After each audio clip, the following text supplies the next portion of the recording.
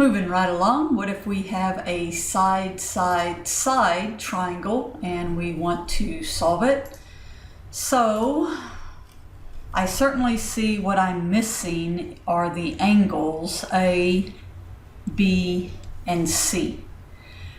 But I have all the sides, so I can certainly use these formulas and then of course do the inverse. Now, typically what's good to do is to, even on your formula sheet, you can do this just to save you time on your test, is to take each one of these and solve them for the angle.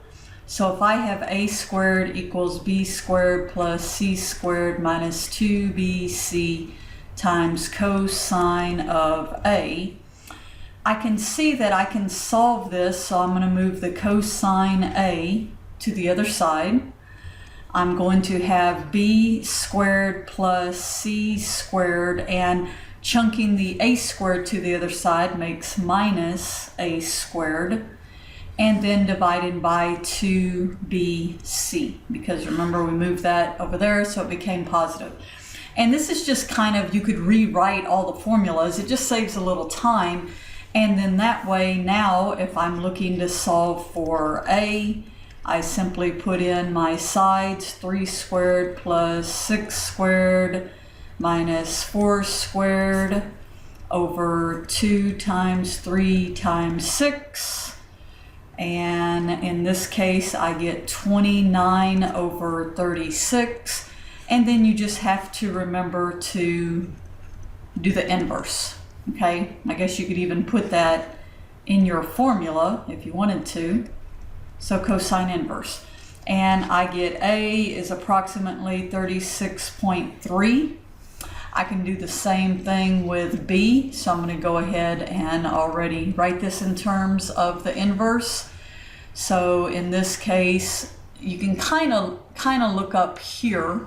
Okay, so that's the one I'm looking at. So you can see it's going to be a squared plus c squared minus b. So in this case, it's going to be 4 squared plus 6 squared minus 3 squared, and then over 2ac, and I get approximately 26.4, and these are of course degrees. And then you could either use the formula or you can make it easy on yourself and say c then is 180 minus the 36.3 minus the 26.4, which you should get 117.3. But kind of my point to this example is why not go ahead and save yourself a little bit of time on the test and write that on your formula sheet. So now let's go through an application. So it says a golfer hits an errant tee shot, so in other words he hit it wrong, that lands in the rough. A marker in the center of the fairway is 110 yards from the center of the green. While standing on the marker and facing the green, if the golfer turns 100 degrees, okay, so he's turning towards the ball, he then paces off 35 yards to his ball. How far is the ball from the center of the green? So as you can see here by looking at this, I have a side angle side. So I know I'm going to use law of cosines, and that's important. I don't mention that a lot, but we're just like, well, how do you know you use law of cosines? Well, because we're in this section, we'll know. On the test, it won't say that, right? So I notice I have an angle between the two sides, and I plug everything in, and I get my answer of c squared, and then of course I take the square root. All right, another example, a cruise ship maintains a speed of 19 knots, nautical miles per hour, sailing from San Juan to Barbados, a distance of 600 nautical miles, so my distance 600 miles. To avoid a tropical storm, he heads off, so he turns 17 degrees, and he maintains this 19 knot speed for 9 hours, after which then becomes clear of the storm, and he turns back. So we're trying to see what is the angle here, okay, that he turns back. Now notice it's this outside angle, and a lot of times students get confused on this because they want to use this angle, but if you actually took your hand and said as you're moving, it would have to be that angle, right? Because if you move this angle, the ship's like not even set to move that angle, right? All right. So let's set everything up that we have. So 19 knot speeds for 9 hours. So certainly I can get that distance. So I have everything here. I need to find this value of C. So once again, I have a side, an angle in between, and a side.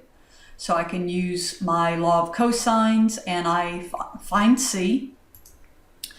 Then I want to be able to find this angle. So in other words, this is where you saw me do kind of the shortcut of it. So I find 156.5.